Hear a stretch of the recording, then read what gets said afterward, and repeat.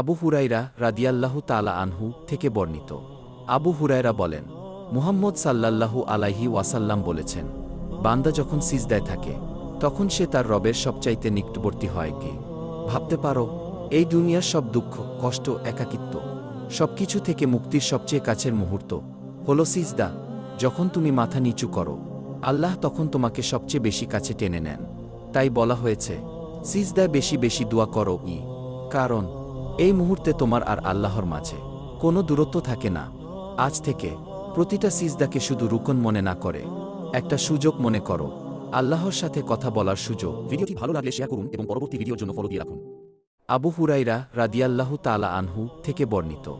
আবু হুরায়রা বলেন, মুহাম্মদ সাল্লাল্লাহু আলাইহি ওয়াসাল্লাম বলেছেন, বান্দা যখন সিজদায় থাকে তখন সে তার রবের সবচাইতে নিকটবর্তী হয় কি? ভাবতে পারো, এই দুনিয়ার সব দুঃখ, কষ্ট, একাকিত্ব সবকিছু থেকে মুক্তির সবচেয়ে কাছের মুহূর্ত হলো সিজদা। যখন তুমি মাথা নিচু করো, আল্লাহ তখন তোমাকে সবচেয়ে বেশি কাছে টেনে নেন। তাই বলা হয়েছে, সিজদায় বেশি বেশি দোয়া করো। কারণ এই মুহূর্তে তোমার আর আল্লাহর মাঝে কোনো দূরত্ব থাকে না।